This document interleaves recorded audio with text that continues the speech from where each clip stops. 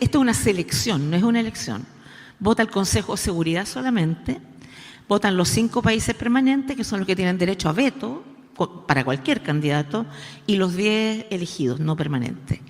Eso nadie sabe cuándo va a pasar, porque va a depender de cómo los 5 grandes se pongan de acuerdo, ¿no? y lleven a votación. Pero quiero contarles una anécdota que poca gente sabe. Cuando yo estaba en Naciones Unidas, como dirigiendo una agencia, vine a Chile. Yo venía a tratar de ver a mi familia Pascua, Año Nuevo.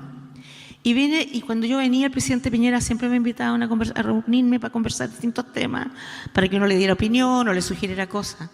Y ahí estando yo ahí me dice: Michelle, ¿no quieres ser la próxima secretaria general de Naciones Unidas? Y yo en ese momento jamás hubiera pensado ser secretaria general. Le dije: no, de ninguna manera, no, pero te insisto, si tú quieres ser secretaria general, yo te apoyo y te propongo.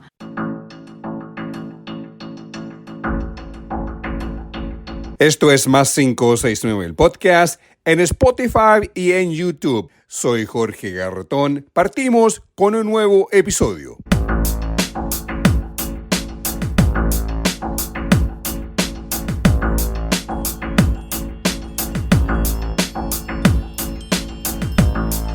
Esto es Más 569, el podcast, episodio 110. Soy su productor, editor y presentador, Jorge Garretón.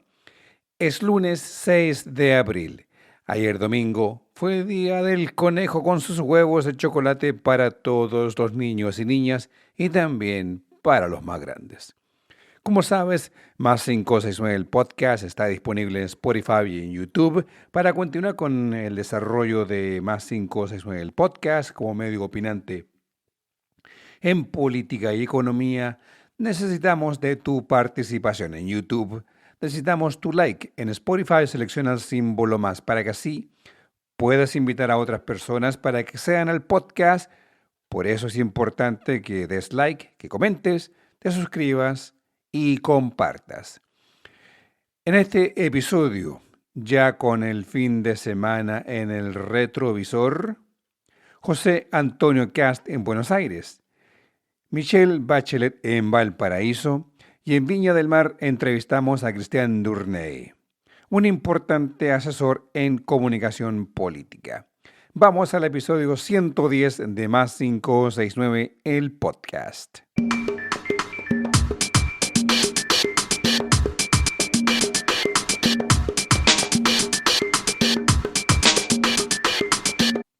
Partió a Buenos Aires el presidente José Antonio Kast. En la capital argentina, Kast se reunió con su par, el presidente libertario Javier Milei. La visita es parte de la tradición chilena, que la primera visita del Ejecutivo en la historia del país como presidente siempre hacia Argentina a Buenos Aires. Kast viajó acompañado de su canciller, la ministra de Seguridad, el ministro de Obras Públicas y la subsecretaria de Relaciones Económicas Internacionales. El tema en la agenda, aparte de relaciones bilaterales, es el caso del exfrentista Galvarino Apaplaza, quien es requerido por la justicia chilena por el asesinato en 1991 del senador UDI Jaime Guzmán, el cual se lo atribuyó el Frente Patriótico Manuel Rodríguez Autónomo, del cual Apaplaza era integrante. El presidente Kast habló del tema a Apaplaza antes de partir a Buenos Aires. Ha quedado claro que el señor Apaplaza hoy día es un prófugo de la justicia. Y agradecemos la colaboración que ha prestado el gobierno argentino en todas estas materias. Nos acompaña en este viaje el secretario general de la Unión Demócrata Independiente, quien podrá también tener conversaciones con el abogado que representa a la familia, que ha sido contratado también por el Estado chileno.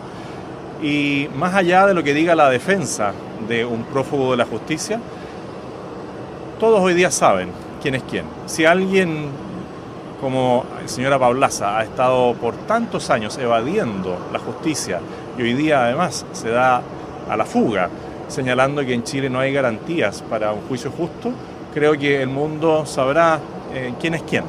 Y cada día queda más claro, en este caso, que la justicia va a llegar. y tarde o temprano el señor Paulaza tendrá que rendir cuenta ante la justicia chilena y realizaremos todas las gestiones que sean pertinentes ante el gobierno de Argentina o ante cualquier gobierno para encontrar a una persona que está prófuga por su eventual participación en el crimen atroz de Jaime Guzmán que celebramos hace pocos días, que recordamos hace pocos días. Bueno, este lunes Kast estará con su amigo libertario Milei, quizás con la motosierra.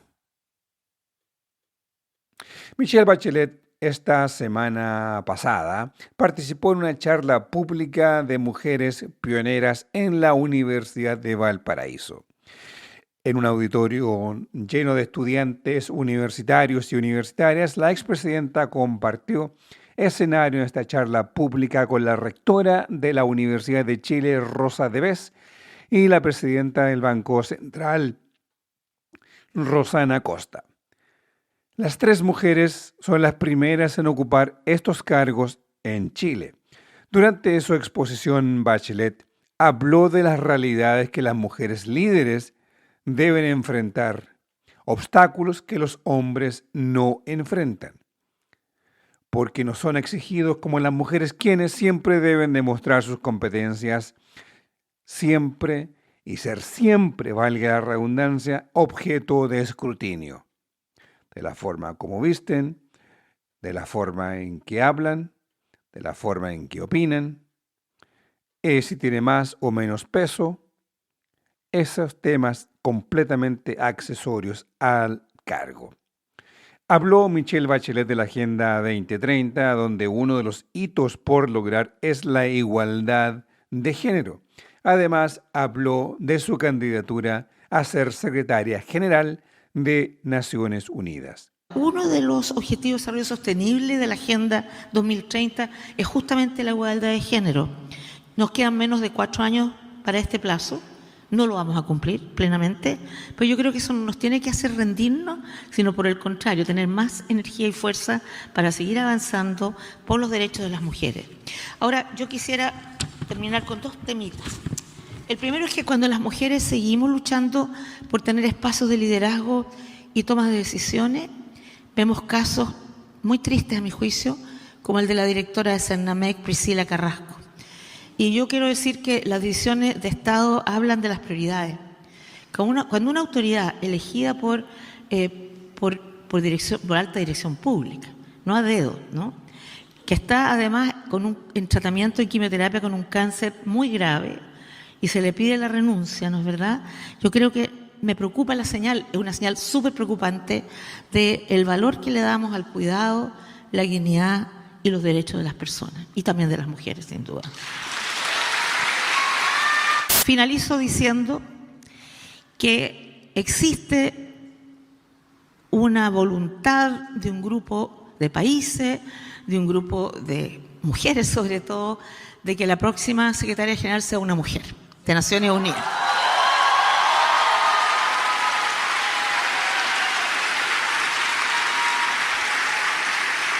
En este momento hay solo 4 candidatos. Digo esto porque por ahí se ha dicho que hay una diversidad enorme de candidatos. La vez pasada eran 13 candidatos que fueron a estas conversaciones con los países, bueno, son interrogatorios en realidad, de los países miembros para saber lo que uno piensa o cómo enfrentaría las distintas. Ahora son solo 4, 3 porque la idea que no es escrita era que esta vez sea de la región, de América Latina y el Caribe, y idealmente una mujer, ¿ya? Bueno, no siempre todos los regiones están de acuerdo, pero hoy día tenemos 3 candidatos de la región, un argentino, o sea, 2 mujeres y un hombre, y un candidato africano hombre, ¿ya? Y estas interrogatorios parten el 21 de abril. Y yo quiero contarles que, como en todas, esto es una selección, no es una elección. Vota el Consejo de Seguridad solamente, votan los 5 países permanentes, que son los que tienen derecho a veto para cualquier candidato, y los 10 elegidos, no permanentes. Eso nadie sabe cuándo va a pasar, porque va a depender de cómo los 5 grandes se pongan de acuerdo, ¿no? Y lleven a votación. Pero quiero contarles una anécdota que poca gente sabe. Cuando yo estaba en Naciones Unidas, como dirigiendo una agencia, Vine a Chile, yo venía a tratar de ver a mi familia Pascua, Año Nuevo.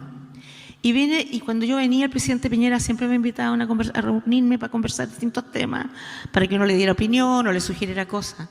Y ahí estando yo ahí me dice, Michelle, ¿no quieres ser la próxima secretaria general de Naciones Unidas?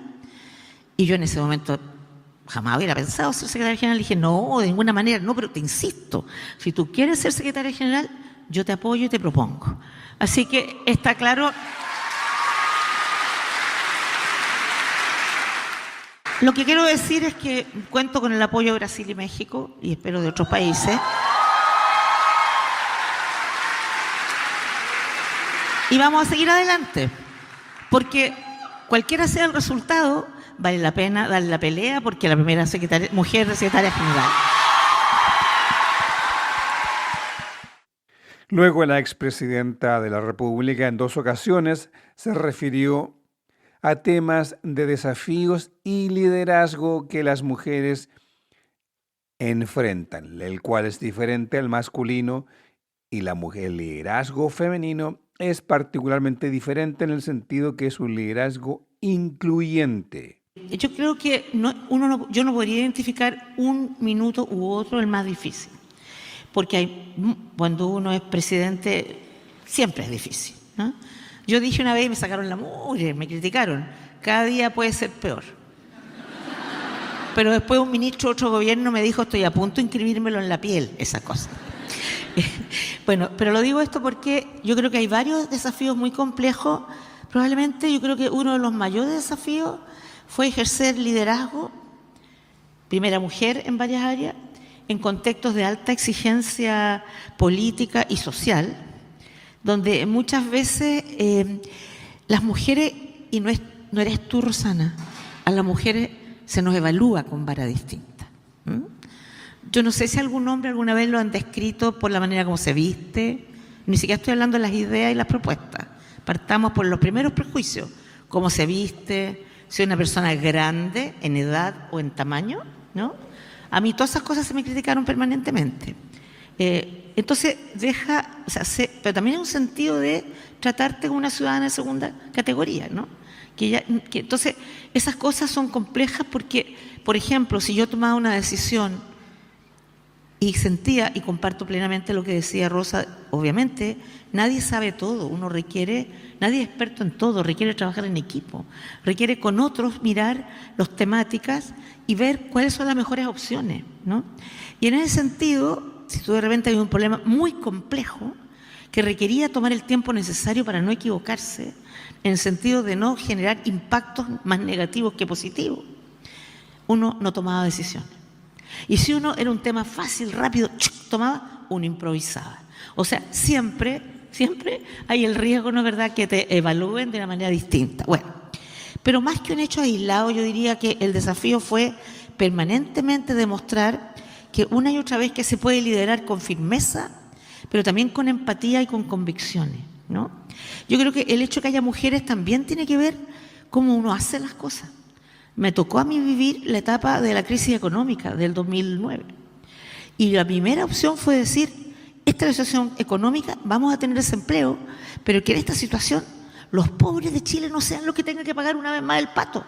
Y busquemos las cosas como hacemos las cosas. Los pobres y la clase media, digamos, ¿no es verdad?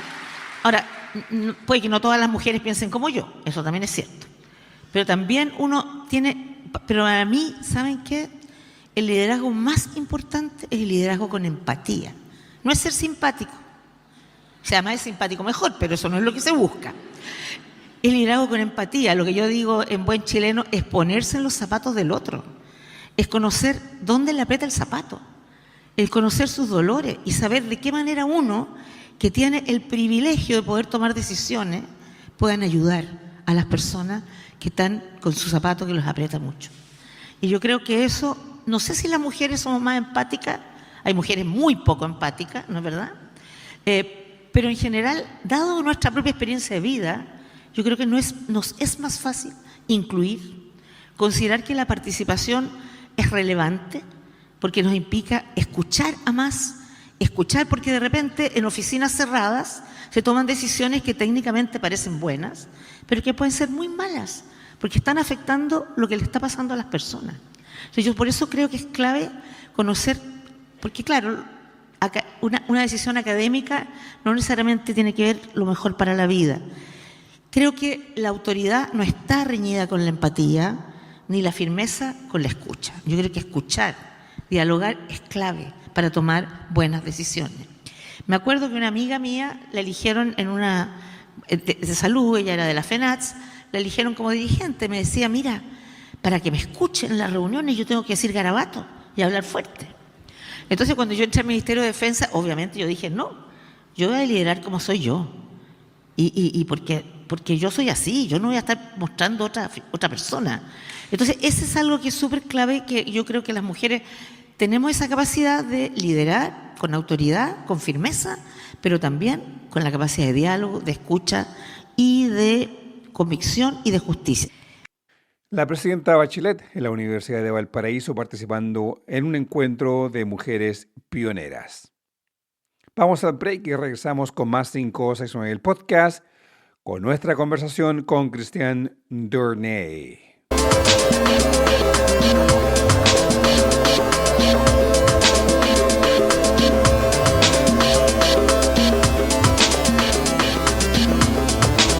De regreso en Más 569, soy Jorge Garretón, episodio 110 del podcast. Te recuerdo que des like, opines y compartas para que siga creciendo este proyecto mediático opinante en política y economía. Christiane Dournay es MBA, trabaja en el mundo de los negocios, en ventas, es experto en marketing digital, lleva adelante consultorías al mundo empresarial, pero tiene una importante beta que es como asesor comunicacional para políticos y bancadas de un partido político en el Congreso. Viña del Mar, un día de trabajo. Nos encontramos en un café de Viña del Mar, Café de Madrid, muy atractivo, muy cómodo. Quiero resaltar que esto no es un encanje, como tampoco publicidad, sino que realmente reconocer en un lugar muy atractivo donde estamos. Nos encontramos con Christiane Dournay. Christiane Dournay es especialista en marketing digital. Él está en redes sociales. Después nos puede decir en qué redes sociales se encuentra. Pero él tiene una particularidad que muy pocos tienen en Chile, que es experto en comunicación política. Christiane ha asesorado a políticos diversos, ha opinado sobre la forma, el tipo de comunicación que debe existir en este 2026 y quizás desde que las redes sociales irrumpieron. Christiane, bienvenido al podcast. Cuéntame de la comunicación política en Chile. Hola Jorge, buen día. Bueno, gracias por la invitación y por la tremenda presentación.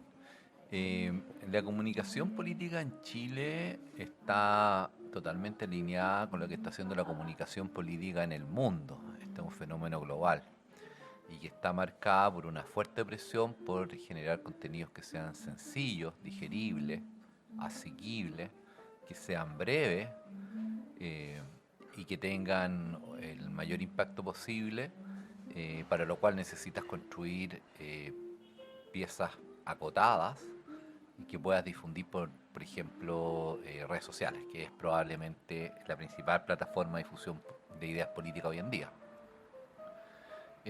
Esto nos ha llevado a una cierta trivialización de la discusión política, sin duda, pero también, por otro lado, plantea el desafío de poder digerir y hacer fácilmente entendible la idea. Esta idea de las cápsulas, de cómo yo, en una cuña muy acotada, logro transmitir una idea, es lo que perma y lo que marca la tendencia en redes. Pero no hay que olvidar tampoco que este afán de hacer piezas digeribles, que sean fácilmente comunicables, que sean exitosas, que sean viralizables, como se les dice popularmente, lleva un riesgo, y es que tu idea sea tan simplificada que una vez que tú obtengas el poder político, que es la acción, es el sentido de cuando tú participas en política, te vea atrapado por tus propias promesas. Y yo creo que estos primeros días del gobierno de José Antonio Kast son una buena muestra de eso. Desde el Estado en quiebra, vamos a llegar a limpiar, nosotros sí vamos a hacer la pega. La verdad es que este concierto de desaciertos, más allá de la tendencia política propia, es dañino para el país y no hace bien. Entonces yo te diría, para responder la pregunta inicial, que la comunicación política hoy día está fuertemente presionada por ser breve, por ser eficiente, por ser vendible, pegable, pero que no debe perder el foco de cuáles son las ideas que sustentan esa visión política, de modo que una vez que se obtenga el poder, se obtenga el puesto, la diputación, la presidencia, la alcaldía, lo que sea, se pueda cumplir con aquello que se prometió, porque si no se genera este fenómeno de perpetua desilusión. Te quiero preguntar sobre el contraste. Veo políticos, incluso en el día de hoy, que siguen yendo a la radio que escucha muy poca gente, que siguen dando entrevistas en los diarios, que buscan la cuña en la prensa escrita, Mercurio Tercera, pero no están en las redes sociales donde está el público, donde está la audiencia. Sí, yo te diría que lo que muestra la evolución de los medios de comunicación desde finales del siglo XIX ahora es que cada vez que aparece un medio nuevo acapara la atención, pero no hace desaparecer a lo anterior. Primero fueron los periódicos, apareció la radio, que fue mucho más exitosa, luego apareció la televisión, ¿no? Entre medio hubo, qué sé yo, también, por ejemplo, documentales, cine, algún otro esfuerzo. Luego llega Internet, propiamente tal, Internet sola, con portales. Luego llegan las redes sociales y todos los otros anteriores siguen vivos. Sigue habiendo periódicos, sigue habiendo radio, sigue. Entonces, en primer lugar, a mí no me parece errado tratar de buscar el multiplataforma. O sea, tratar de aparecer en la radio comunitaria. La radio además tiene una experiencia distinta, uno la deja prendida mientras está haciendo otras cosas, no es lo mismo que estar viendo un podcast, por ejemplo, o estar escuchando este podcast. Porque cuando tú estás viendo un video, tienes que tener tu atención totalmente focalizada en eso, ¿no? En un periodo como de esparcimiento. Entonces, en sí mismo a mí no me parece erróneo como acto. Lo que sí, yo no comparto mucho, es decisión de cada político, es seguir atrapado en lo que se llamaban los medios tradicionales y pensar que una cuña en el Mercurio va a ser influyente si tú no eres por ejemplo, parlamentario del Distrito 10. Y el que tú formas parte de un segmento socioeconómico, cualquiera que sea, no significa que todo el mundo va a pensar lo mismo. Y eso yo sí veo mucho. Mucha gente dando cuña en los grandes medios, La Tercera, en el Mercurio, mostrándose muy ofanos y pensando que la están rompiendo. Y llega la elección y sacan el 0,8% de los votos porque no fueron capaces de ir a la radio comunitaria local o hacer una campaña decente en redes sociales divulgando su idea. Entonces, yo no creo que esté mal ir a buscar otros medios, pero pretender hoy día tratar de promover ideas, sobre todo si son ideas nuevas, frescas, caras nuevas, sin redes, me parece audaz y peligroso. El distrito 10, convengamos, Las Condes, Vitacura, o sea, el distrito chic del país donde está el poder económico de Chile. Y eso es quizás el contraste que hace mucho tiempo yo sostengo esta idea de que el Mercurio es un boletín informativo para la élite política de Chile o económica, política económica. El Mercurio, La Tercera, trata de competir contra esa élite quizás más financiera. Mi pregunta no es por qué insisten, sino que cómo se logra, o cómo, por ejemplo, tú asesorando a un político le dices que no salga en el Mercurio, que coloque, que potencie, por ejemplo, salir con Matamala en un podcast con Matamala y que la llegada va a ser siempre mucho más amplia.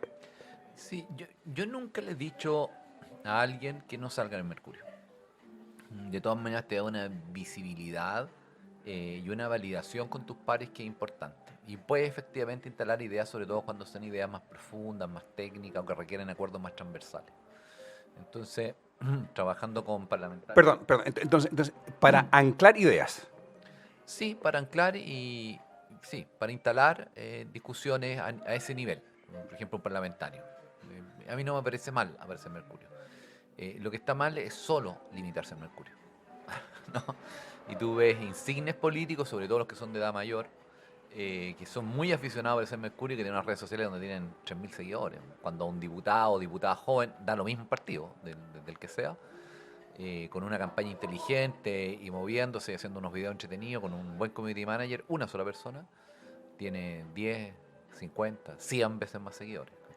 Y eso significa más alcance, que tus ideas son más escuchadas. Esto yo creo que tiene que ver con un fenómeno que es muy común y que las redes sociales han acrecentado, que es lo que yo llamo el estarse mirando la pelusa en el ombligo. Cuando tú te ves a ti mismo en una idea y le preguntas a todos los otros que están alrededor tuyo, que normalmente son como tú, son de tu nivel socioeconómico, sea el que sea, tú tiendes a pensar que están todos de acuerdo. Las redes sociales, como te digo, incrementan un poco ese fenómeno porque cuando tú estás mirando algo y le pones like a una idea política, por ejemplo, de la que sea, de izquierda, derecha, la que sea, luego le pones like a otra, y luego le pones like a otra, el algoritmo aprende que esa idea te gusta y te empieza a mostrar solo esas y no te muestra las otras. Y te lleva la falsa idea de que todos piensan como tú. Y eso nos llevó a tortazos como el del el plebiscito de la primera reforma constitucional, donde los convencidos, estos patrones que se dedicaban a predicar desde un púlpito de la pureza moral de la izquierda, se pegaron un tortazo contra la calle cuando se dieron cuenta que, aunque todos sus amigos iban a votar a prueba y toda la gente que ponían aviso, mensaje en redes sociales, llegaban muchos likes y le decían que lo apoyaban, el resto de Chile no estaba ni ahí con ese tipo de propuestas. Y le pasó de vuelta a los otros en el siguiente plebiscito constitucional, ¿no? Entonces, yo creo que el trabajo con medios, no ahora, desde hace muchas décadas, está bien estudiado, los alcances de los diferentes medios están bien estudiados, y si una figura política quiere proyectarse, tiene que tomárselo en serio y no mirarse la pelusa en el ombligo. O sea, ni a puros videos de Instagram, ni a pura entrevista en el Mercurio. Hay que armar un mix de acuerdo a dónde tú estás, cómo son tus electores, y cuál es el tipo de impacto que tú quieres tener. El fenómeno partido de la gente, Franco París y los Bad Boys, el podcast. ¿Hasta qué punto ese fue el ancla, el punto de partida para lo que es Parisi? Yo creo que fue la base del Parisi 2.0, de esta nueva candidatura. La primera candidatura a Parisi no. Yo creo que era un fenómeno menor, porque tenía también un podcast, pero no en el mismo. Tenía otro nombre. Y en este segundo lograron promover ideas muy simples, lo que te explicaba un poco al principio, muy vendibles, muy difíciles de ejecutar también, pero no le importa, porque sabía que no iba a ser presidente, y los parlamentarios tienen re pocas atribuciones. De hecho, algunos de ellos todavía siguen promoviendo algunas de esas ideas que el resto de la clase política considera absurdas y que la verdad algunas de ellas de verdad que no son aplicables. Pero les da lo mismo, ellos hacen su negocio. Yo creo que vinieron a refrescar, no de buena manera, pero refrescar el debate político instalando temas que la gente de la calle se pregunta y que la clase política tradicional no ha sido capaz de responder, ¿no? Temas de reactivación económica, de simpleza de administración, de funcionamiento del Estado, que son consignas más bien vacías, que no tienen mucha quizás aplicación, pero que ellos supieron instalar muy hábilmente. Y yo creo que el resto de la clase política debería tomar nota de este tipo de movimientos, porque lo que muestra tendencia mundial, no chilena, es que este tipo de propuestas simplotas va creciendo. Mira lo que pasó en Estados Unidos. Hay un detalle que siempre resalto, que tengo en la retina, que tiene que ver con el tuning, el car tuning, que llega a cierto público, que es la clase media que emergió, salió de la salió del ser trabajador y con educación llegaron a tener un grado económico quizás no, si no importante, pero un buen patrimonio, que pueden comprarse un vehículo, que lo pueden tunear. Yo a los 21 años en Canadá me compré mi vehículo y lo tuneé también. Y como que eso se vio como un desprecio de parte de la clase política tradicional, lo que era Parisi. Sí, ellos tenían muy claro su target. Yo hace años atrás trabajé en una campaña, no te voy a decir de quién, y ahí la definición que se tomó es que la campaña iba a estar orientado a hombres de 19 años del segmento económico C3. Y se tomó esa decisión porque eran chicos, que eran los primeros que estaban estudiando, sus familias, tenían estudios, algunos técnicos y otros profesionales, y eran los líderes de opinión en sus casas. eran los que le configuraban la tele a los papás o le ayudaban a configurar el computador, eran los que le resolvían los problemas conectándose a internet. En ese tiempo te estoy hablando 15 años atrás, era poco común tener habilidades como digitales, eran los que se informaban más en ciertas cosas. Entonces, pese a ser jóvenes y a no ser independientes, eran la voz validada en su familia para muchos temas. Y este candidato, este equipo de campaña entendió que podían ser muy influyentes a la hora de votar. El diseño electoral fue súper exitoso, al candidato le fue súper bien, y tiene que ver con esto un poco, con entender tu público. El tema no son los autos tuneados, el tema es que te están hablando de algo que a ti te interesa, como que tú lo describes muy bien, yo voy para arriba, me puedo permitir esto, y aquí está este tipo hablando de algo que me gusta, este es como yo. No es que yo vote por él porque quiero que se hagan carreras de autos tuneados, o porque bajen los impuestos para los autos tuneados, eso es estúpido, nadie cree eso. Sino que él está hablando de lo que a mí me interesa, ¿cachai? Ya, bacán, si todos queremos combatir la delincuencia, todos hablan de la delincuencia. Ya, bacán, sí, tengamos una mejor educación, todos hablan de la educación. Pero este tipo es como yo, mira, el auto que tiene es el auto que yo quiero tener. Y él tuvo antes el auto que yo tengo ahora. Hay una conexión con un tema de interés para la gente que lo hizo validarse como un par. Ese es el tema. El tema no son los autos tuneados. El tema es que yo lo veo a él diciéndome algo que nadie más me dice, compartiendo un interés que nadie más parece compartir porque los otros son perfectos. Los otros candidatos son todos perfectos, tienen opinión de todo, tienen familias perfectas, funcionales, no tienen ningún problema, tienen opinión sobre cualquier cosa, pero no tienen alma. ¿Entiendes? Entonces yo creo que en eso sí fueron muy hábiles. Pasando, sé que estamos cortos de tiempo, pero tengo un par de preguntas más. Esta y una última. Esta pregunta tiene que ver con la dupla Manucheri-Cicardini del Partido Socialista. Jóvenes sub 35, ¿qué opinas tú de su campaña en el mundo digital? A ver, ellos han sido muy hábiles para instalar piezas muy viralizables, cuñas muy fuertes, y que tienen un impacto muy claro porque definen muy claramente qué es lo que quieren comunicar, ¿no? Y hablan en forma muy enérgica. Comunicacionalmente, a mí me parece que su manejo es muy adecuado y yo los pongo siempre como referencia cuando un candidato me habla. Políticamente, tengo serias dudas de su impacto a largo plazo. Creo que la senadora Cicardini ya está pagando un costo importante en el Senado, pero creo que eso escapa a esta conversación. Pero me parece que si bien su comunicación digital política es muy buena, no basta con eso. Y que hay que ponerle un poco de sustento y sobre todo darle una perspectiva de gobernabilidad, por así llamarlo, más cuando se trata de un partido con tanta historia y con tanta participación como el Partido Socialista, que no es de cuña fácil y de prometer por prometer. Pues esto me hace acordarme a mí a ratos. A ratos estoy muy de acuerdo con algunas cosas que plantean, pero otras cosas uno dice, chuta, esto no está muy lejos de estar bailando por el retiro del 10%. ¿Cachai? Que vimos unas diputadas ilustres, no del Partido Socialista, por cierto, haciendo unos bailecitos para aprobar el 10%. Entonces, yo creo que hay que un poco equilibrar ambas cosas, la profundidad de la idea política con la comunicación efectiva y fácil. Para cerrar, se inundó la zona desde el 11 de marzo con el gobierno de Kast. Es efectivo en Estados Unidos, fue muy efectivo, particularmente en el primer gobierno de Donald Trump en Estados Unidos. Pero resulta que, desde tu opinión, ¿por qué se ahogaron con la inundación de la zona del punto de vista comunicacional? Sí, yo creo que esto excede a lo comunicacional, pero tiene un impacto sin duda. En primer lugar, yo creo que hay un diseño erróneo de fondo, porque ellos están asumiendo, con el mismo sentido que hicieron en Estados Unidos y que hizo en mucho mayor grado Milei en Argentina, vendiéndonos una crisis. Y si bien hay gente que puede llevarse por el titular del asalto, del balazo, de la persona que mataron, o qué sé yo, este país funciona, este país no está en crisis.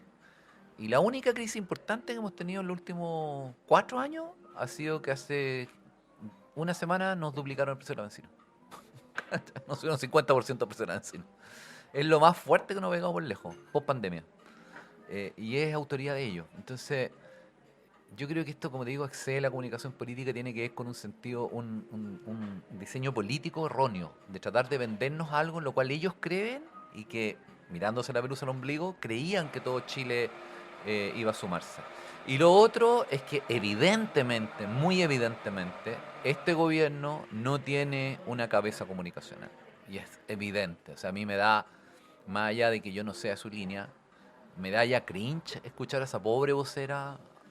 Ayer salió diciendo que a Pablo Blas había sido condenado, cuando no es así, dando unas cuñas horribles, repitiendo el mismo concepto en un mismo párrafo 4 veces.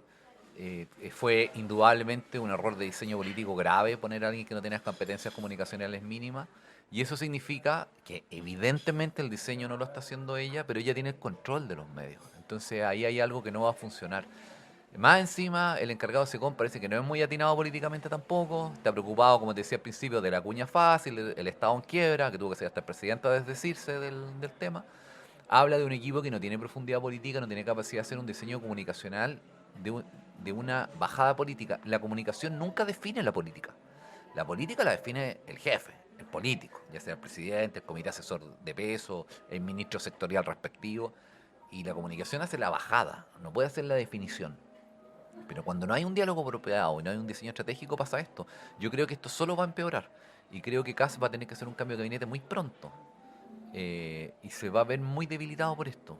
No es algo que me ponga contento, como te digo. Yo habría preferido ver un gobierno más como él vendió su campaña, más moderado, como más en control de sí mismo. Pero el afán de la cuña, del efecto inmediato, los llevó a este tropezón que yo espero que corrijan por el bien de la patria, digamos. Ya nos quedan 4 años, así que espero que logren organizar primero su diseño político, después su diseño comunicacional, para verlos trabajar en tanta maravilla que nos prometieron. Cristian Dournay, fascinante escucharte hablando sobre comunicación política. Muchas gracias por tu tiempo y nos veremos down the road, como decimos los gringos chilenos, más adelante en el futuro. Muchas gracias. Gracias a ti por la invitación, buen día. Nuestras gracias a Cristian Dournay por conversar con nosotros en Más 569 el podcast. Como decíamos, conversamos en el céntrico Café Madrid de Viña del Mar. Esta mención no es canje ni patrocinio, solamente el café nos acompañó en nuestra conversación.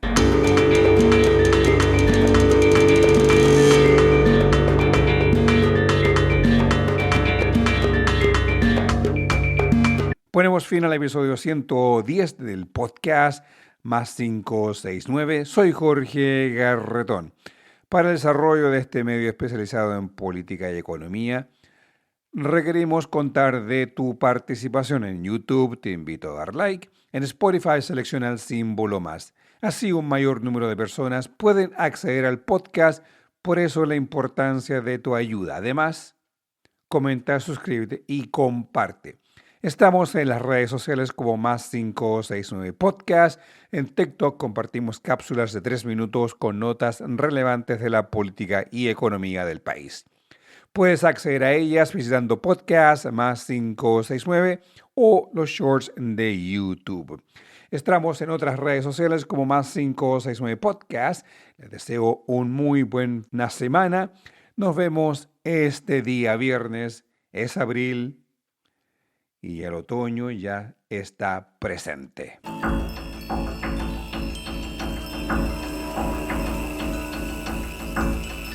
Así llegamos al final de esta edición de Más 569, el podcast, producido, editado y presentado por quien les habla, Jorge Garretón.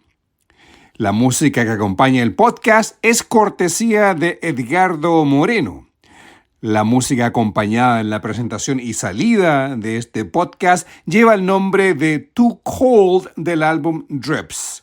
El tema que acompaña los intermedios es el tema Rumba Courage del álbum Canciones. Para escuchar la música de Edgardo Moreno, los invito a visitar bandcamp.com y buscar por Edgardo Moreno. El arte que acompaña este podcast es del artista Alejandro Balbontín. Lo encuentras en alejandrobalbontin.com. Para mayor información, contáctate en nuestras plataformas en Spotify, YouTube, Instagram, Facebook, Twitter X o en TikTok. Por mail puedes escribirnos a podcast+569@gmail.com.